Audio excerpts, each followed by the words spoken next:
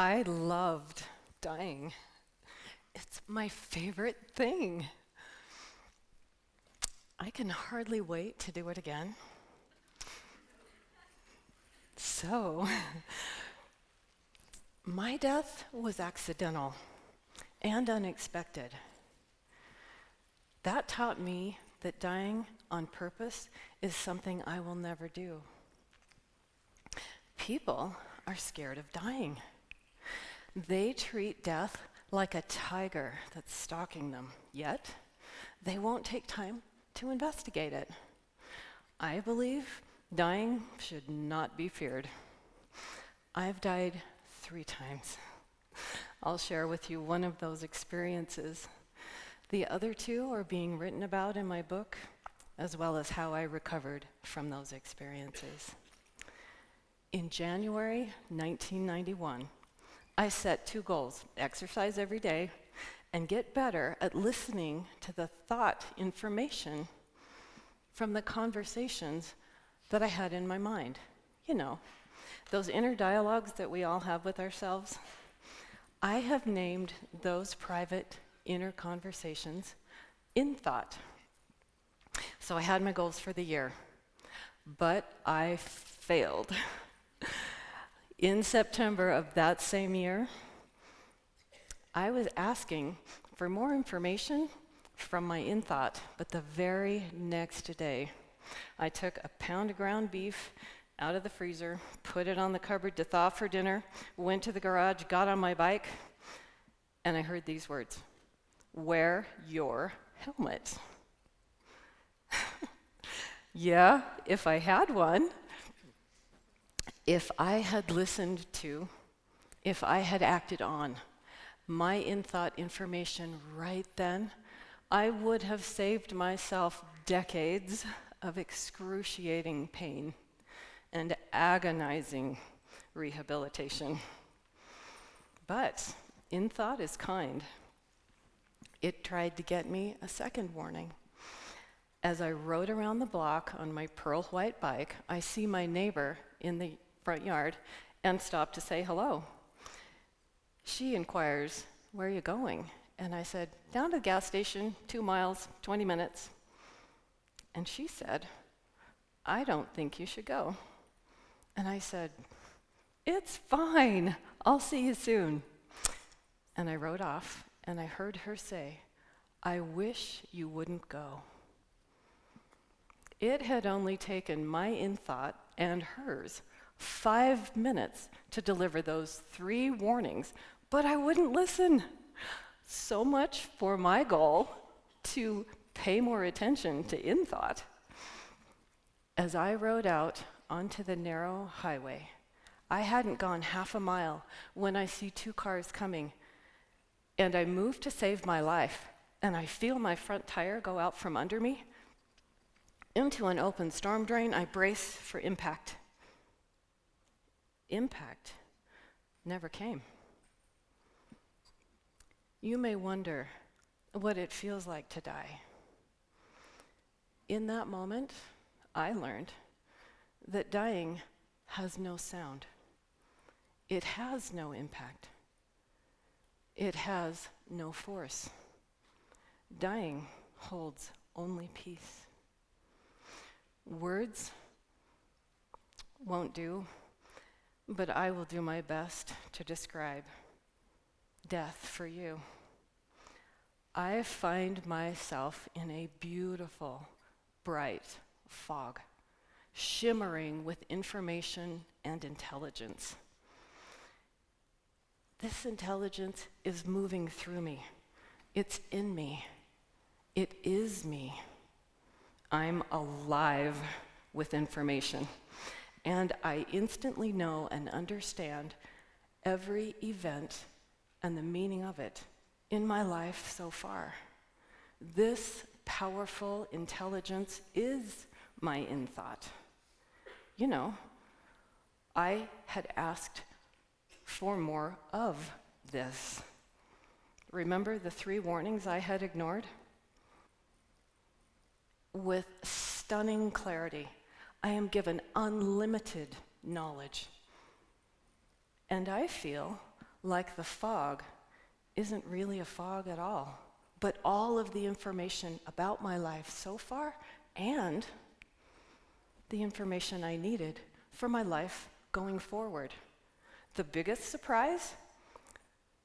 This place loaded with information is so familiar to me that I realize it has been with me through every part of my life. In thought, then speaks with me. Your life has expired. Would you like to stay here or return to life? Oh, please, I beg. I want to see my 6-year-old daughter grow up. Instantly, I'm back in my body, lying on the asphalt of the highway where I had fallen. I open my eyes. I hear someone say, "Don't move. Your neck is broken." I realize the gravity of the choice I made to live. My head is all cocked. I can see my own skull out of my left eye. The swelling is remarkable. Warm blood is running down my scalp through my hair. Yet, I feel no pain, no discomfort at all. And I think to myself, I fell off my bike. That's really embarrassing. I'm going to get up and go home. I went to get up. Nothing moved. I will my body to stand. Nothing happens. I'm laying there, helpless, thinking and blinking. Why can I blink but not speak? Why can't I move?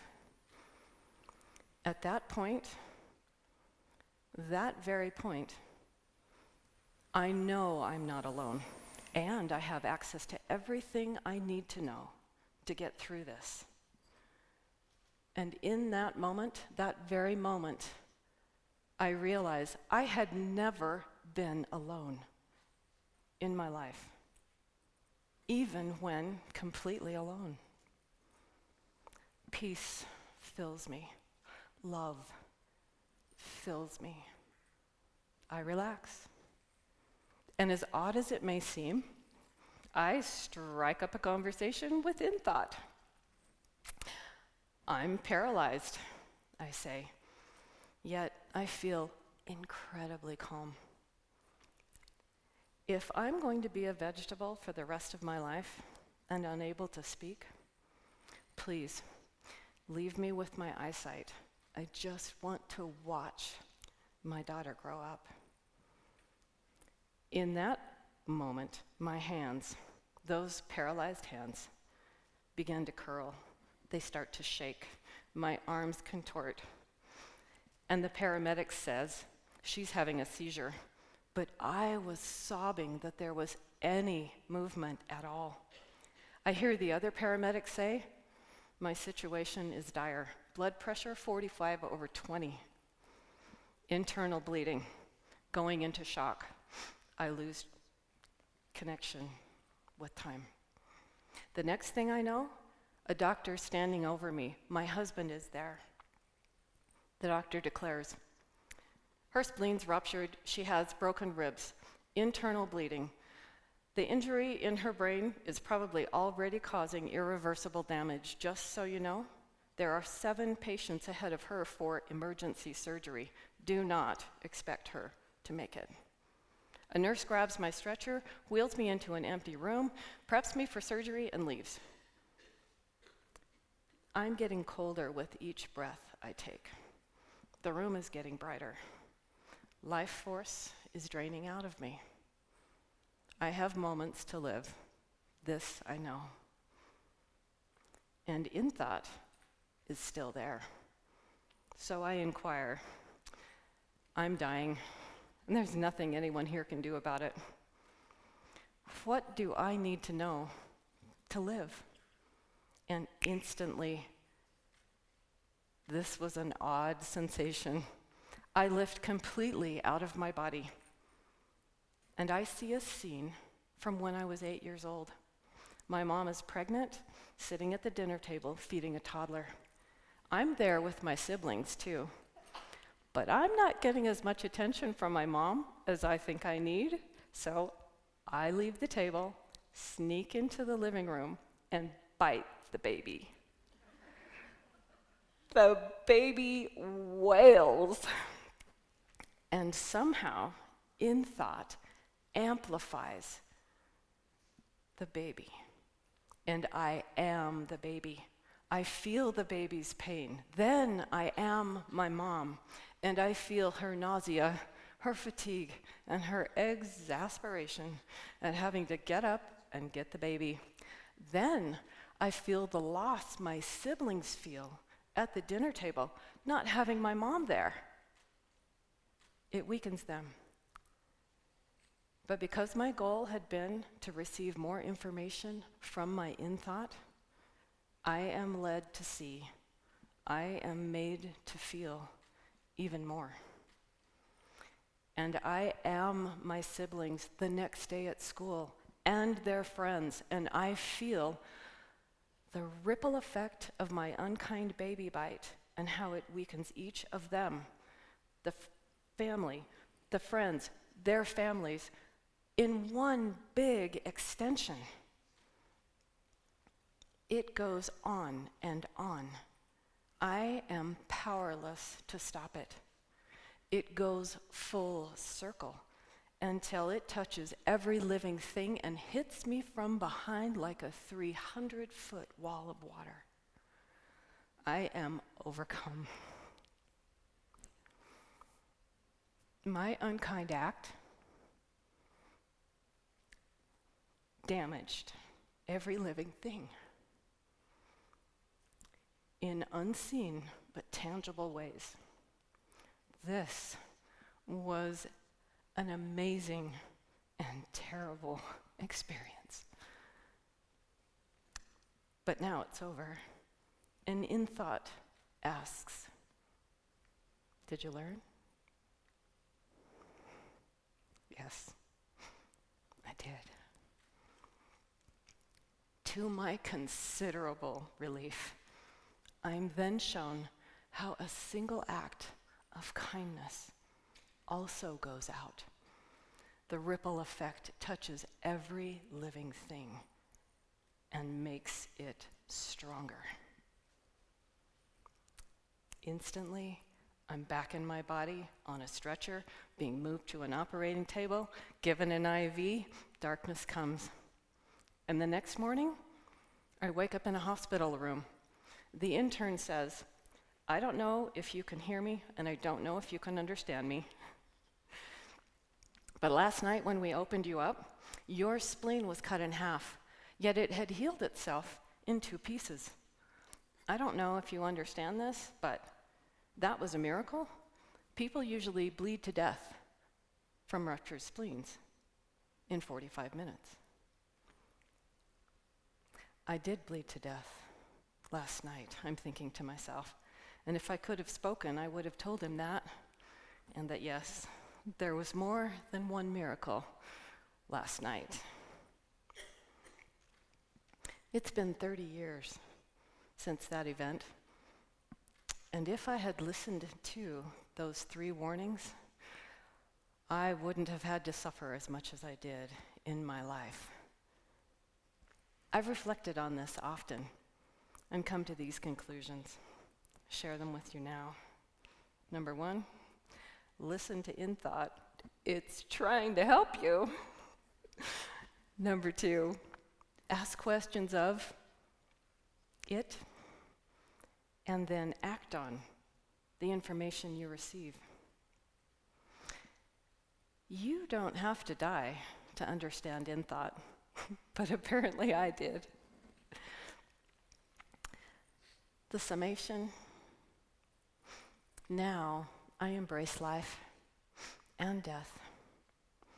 I trust in thought. Kindness makes us all stronger.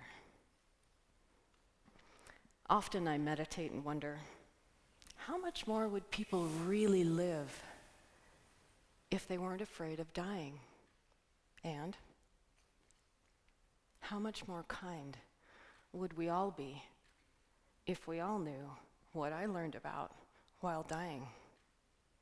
Well, now you do know. And it makes me want to ask you what the poet Mary Oliver once asked. Tell me, what is it you plan to do with your one wild and precious life?